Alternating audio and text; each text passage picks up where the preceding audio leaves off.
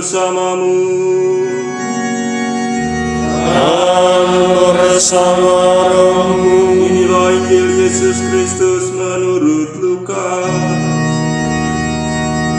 Dimuliakanlah Tuhan. Sekali peristiwa, Yesus bersabda kepada murid-muridnya, "Dengarkanlah perkataanku ini. Kasihilah musuhmu, berbuatlah baik kepada orang yang membenci kamu, berkatilah orang yang mengutuk kamu, berdoalah bagi orang yang berbuat jahat terhadap kamu. Bila orang menampar pipimu yang satu, berikanlah juga pipimu yang lain. Bila orang mengambil pakaianmu, biarkan juga ia mengambil jubahmu. Berilah kepada setiap orang yang meminta kepadamu, dan janganlah meminta kembali kepada orang yang mengambil milikmu. Sebagaimana kamu kehendaki supaya orang melakukan sesuatu kepadamu, lakukanlah juga demikian kepada mereka. Jika kamu mengasihi orang yang mengasihi kamu, apakah jasamu?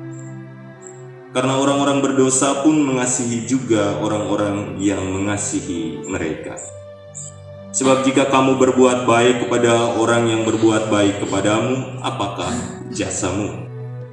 Orang-orang berdosa pun berbuat demikian. Jika kamu meminjamkan sesuatu kepada orang dengan harapan akan memperoleh sesuatu dari dia, apakah jasamu? Orang-orang berdosa pun meminjamkan kepada orang-orang berdosa supaya mereka menerima kembali sama banyak. Tetapi kamu kasihilah musuhmu dan berbuatlah baik kepada mereka, dan pinjamkan tanpa mengharapkan balasan. Maka upahmu akan besar, dan kamu akan menjadi anak-anak Allah yang maha tinggi. Sebab ia baik terhadap orang-orang yang tidak tahu berterima kasih, dan terhadap orang-orang jahat. Hendaklah kamu murah hati, sama seperti Bapamu adalah murah hati. Janganlah kamu menghakimi, maka kamu pun tidak akan dihakimi. Janganlah kamu suka mempersalahkan, maka kamu pun tidak akan dipersalahkan. Ampunilah, maka kamu akan diampuni. Berilah, maka kamu akan diberi. Suatu takaran yang baik, yang dipadatkan, yang diguncang, dan yang tumpah keluar, akan dicurahkan ke dalam pangkuanmu. Sebab ukuran yang kamu pakai untuk mengukur, akan diukurkan pula kepadamu."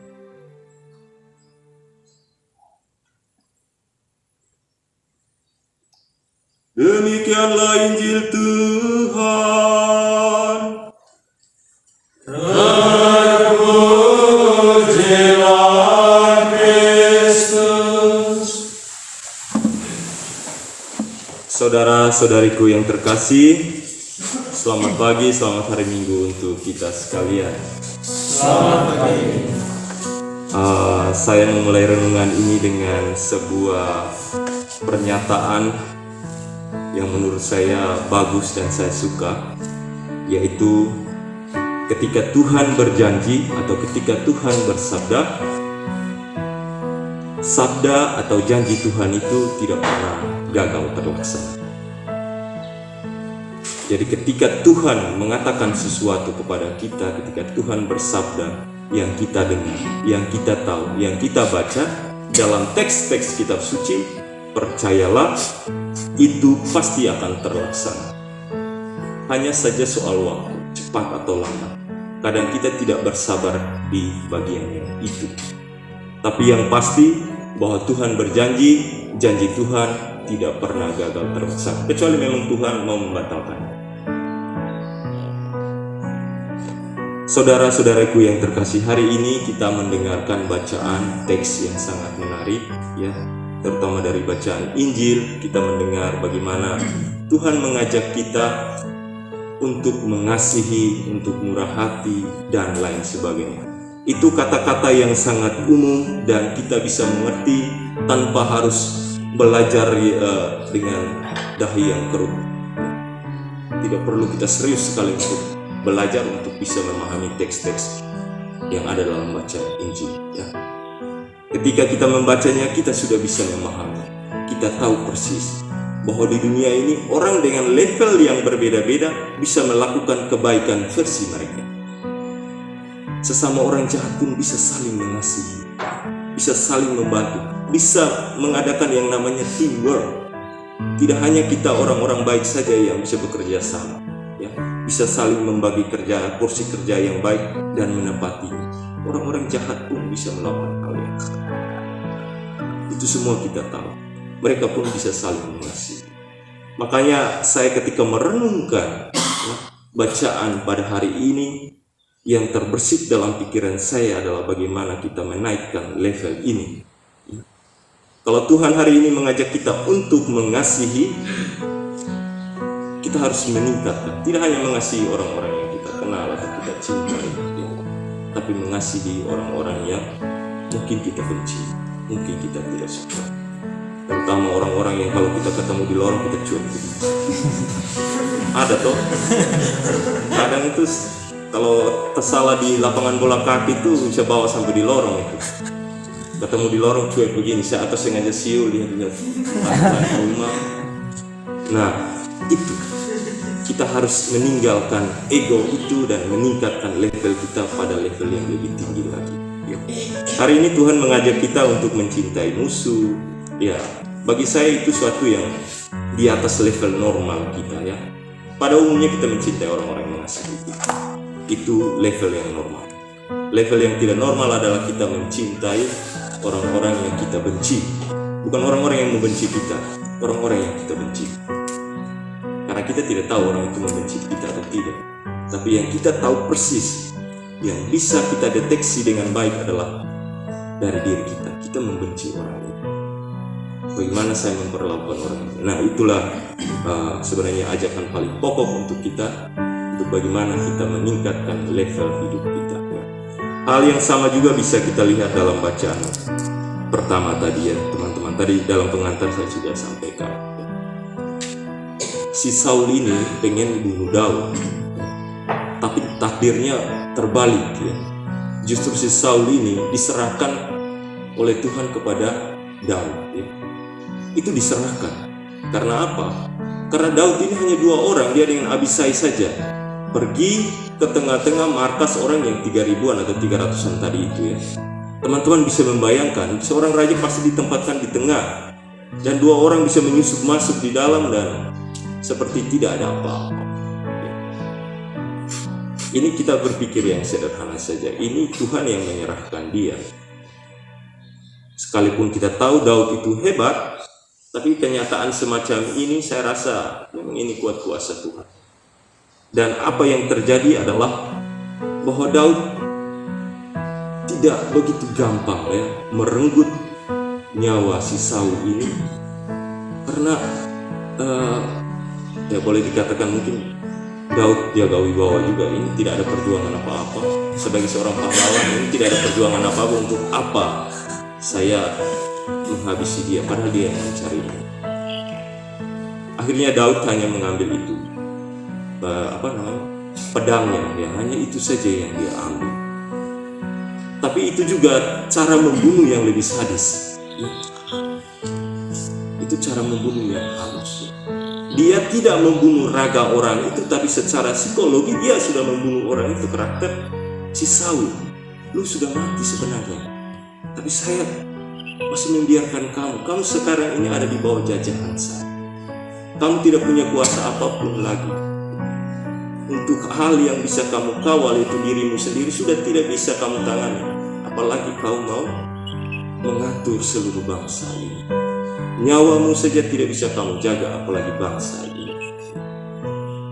Dan di sisi yang lain kita bisa belajar bagaimana Daud, ya, mengasihi orang lain.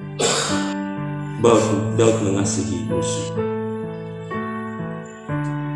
Itu saudara-saudara yang terkasih, mari kita belajar dari si Daud ini. Terhadap orang yang mau membunuhnya, dia masih memberikan pengampunan. Dia membunuh dengan cara yang lain, dengan level yang kualitas hidup yang lebih modern, yang lebih canggih, lebih berkualitas dibandingkan dengan Saul. Sebenarnya dalam hidup ini ada banyak sekali alternatif untuk menyelesaikan persoalan. Kadang karena terbawa emosi dan rasa balas dendam, kita hanya lihat yang umum saja. Padahal di balik yang umum ada kecil-kecil yang begitu banyak kalau kita berpikiran tenang. Kalau kita tanamkan dalam hati kita ada kasih sayang, ada belas kasihan dan lain sebagainya. Selalu ada jalan, selalu ada pilihan, sekalipun kita sudah dihadapkan pada sesuatu yang seakan-akan mentok, tidak ada jalan keluar lagi. Kemarin kami dalam pertemuan ada banyak hal yang kadang kita rasa mentok, tapi kita kemudian berpikir, oh mungkin ini ada caranya, mungkin belum waktunya, ya, waktunya akan tiba. Dan kemudian kita memikirkan, oh ada jalan lain yang tidak membuat kita mentok di sini, tidak membuat kita selesai di sini. Daud saya rasa berada di posisi itu, ya. Tidak putus asa pada satu jalan. Dia masih memiliki jalan lain terbuka untuk menemukan jalan lain yang bisa menciptakan kedamaian untuk dia dan sama, dan terutama untuk bangsa Israel sendiri. Kalau dari bacaan kedua, saudara-saudara, saya sebenarnya yang mau saya bilang itu bahwa tidak ada yang abadi. Ini yang benar, tidak ada yang abadi. Jadi yang saya rasakan kira-kira kalau semua ini pada akhirnya berganti dengan yang rohani, yang kita poles selama ini di dunia ini mau dikemanakan? Apakah sia-sia? Tiap minggu beli Pond's, beli Gatsby, beli parfum, semprot sana semprot sini, senyumnya dipoles sedemikian rupa biar manis dan lain-lain. Mau dikemanakan? Apakah hanya untuk di dunia ini atau bagaimana? Saya itu merefleksikan bahwa memang tak ada yang abadi, tapi ada satu yang abadi, ya, itu relasi kita. Bagi saya, ketika kita menggunakan hal-hal yang tadi, memperganteng diri untuk membangun sebuah relasi yang baik, itu sangat baik. Karena apa? Menurut saya yang akan abadi adalah relasi kita. Ketika kita membangun relasi kita dengan sesama saudara kita yang baik, relasi itu akan tetap terikat juga di surga. Itu yang akan abadi. Kalau kita sudah ditakdirkan bersaudara dengan saudara ini, jangan pernah berpikir bahwa suatu saat ketika tubuh jasmani ini hilang, posisi saya, relasi saya dengan dia sebagai saudara ini juga akan hilang. Itu tidak akan hilang. Apa yang sudah diikatkan oleh Tuhan tidak akan pernah hilang. Jadi saat ini kalau kita bersaudara di Klaretian, kemudian karena keseleo di lapangan dan lain sebagainya, juga suatu saat di surga pun saya mau keseleo terus. Tidak akan terjadi. Jadi saudara-saudaraku yang terkasih, apa yang kita usahakan di dunia ini, satu hal yang pasti adalah kita harus mengusahakan, yaitu untuk membangun sebuah relasi yang baik di antara kita. Karena itu yang Tuhan kehendaki, ya. Tuhan ini kalau mau kita ini ganteng semua, Tuhan pasti mau. Tapi Tuhan sengaja ciptakan kita yang begini apa adanya. Tapi satu hal yang pasti bahwa Tuhan menanamkan dalam hati kita benih-benih baik untuk saling mencintai. Itu yang pada umumnya sama. Di dalam hati kita sudah ada benih-benih baik untuk kita saling mencintai. Soal ganteng dan lain sebagainya, kita kalah jauh dengan orang-orang Eropa ini. Kalah jauh ya, Flora. Jauh. Orang Eropa itu tidak pakai Pond's pun tetap ganteng itu. Biar tidak mandi 2-3 hari, tetap ganteng. Kita kalau satu hari season mandi ini tergolek ngeri. Saudara-saudara, poin paling pokok untuk saya adalah itu, ya. Fisik kita ini bagus, ya. Kita perlu menjaga, merawat, ya. Itu karena itu diciptakan oleh Tuhan. Tapi ini akan berakhir. Jangan mengikatkan diri dengan ini. Yang paling penting adalah menggunakan fisik kita untuk membangun sebuah relasi yang baik di antara kita. Dan dengan fisik kita yang ada, bakat kita yang ada, talenta-talenta kita yang ada, kelebihan-kelebihan yang kita ada, marilah kita tingkatkan level hidup saudara-saudara kita yang lain. Jadikan tubuh kita ini berkah bagi orang lain. Membantu orang lain untuk menyadari akan kelebihan-kelebihan yang telah Tuhan tanamkan dalam hidup. Semoga Tuhan yang Maha Baik senantiasa memberkati kita.